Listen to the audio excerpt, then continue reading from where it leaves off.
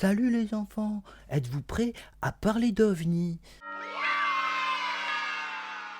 Bonjour à tous. Alors aujourd'hui, nous allons parler du sujet OVNI. Alors il y a beaucoup de choses qu'on peut parler autour de ce sujet.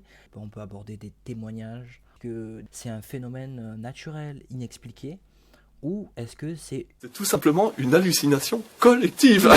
Alors la vidéo que je vais vous montrer, elle s'appelle Tic Tac, elle date de 2004, et je te vois là-bas dans ton paquet. Alors du coup, la vidéo elle a été filmée par des pilotes de la Navy depuis un porte-avions, le USS Nimitz. Pas si difficile que ça à prononcer en fait. Un objet blanc en forme de tic-tac, du coup, il accélère à une vitesse improbable. Le pilote David Fravor en parle des dizaines de fois dans des interviews. Alors pour cette histoire, nous sommes le 5 novembre 1975 en Arizona. Dans une forêt isolée, 7 hommes qui rentrent du travail, l'un d'eux va disparaître pendant 5 jours et ce que ses collègues ont vu cette nuit-là va changer leur vie pour toujours. Ce soir-là, Travis Walton et ses 6 collègues roulent sur un chemin de terre isolé dans une forêt nationale dans le nord-est de l'Arizona. Ils tombent sur un objet étrange, lumineux, une forme de disque planant au-dessus des arbres. Malgré les cris de ses collègues, Travis descend du camion pour s'en approcher. Et alors frappé par un rayon lumineux bleuté qui s'écroule, ses collègues paniqués fuient les lieux et quand ils reviennent quelques minutes plus tard, Travis Walton et l'objet mystérieux avaient disparu.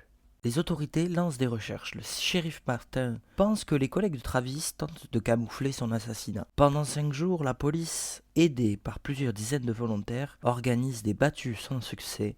Des tests de radioactivité sont réalisés sur les terrains. Les résultats sont négatifs, mais des radiations sont détectées sur l'équipement des collègues de Travis. Le shérif décide alors de faire passer les 6 témoins au détecteur de mensonges. Le résultat, leur sincérité est reconnue. Depuis 1975, aucun de ces hommes n'a changé leur version des faits. Travis tente de se battre contre des êtres qu'il voit, qui quittent alors la pièce. Il court après eux jusqu'à un passage menant à ce qui semble être la salle de contrôle de l'OVNI. Il est ensuite mené par un être humanoïde, casqué hors de l'engin. On lui met un masque sur le visage et il s'évanouit. Travis Walton réapparaît 5 jours plus tard, effrayé, confus et avec seulement des brides de souvenirs. Alors, c'est là où ça devient justement intéressant en fait. On a 6 témoins, donc ils sont tous valides. Aucun n'a changé leur version en 50 ans. Mais par contre, on peut se dire qu'il y a des arguments contre. Parce que Travis Walton, il avait déjà été condamné en 71 pour des histoires de faux chèques. Perds pas la tête le Travis.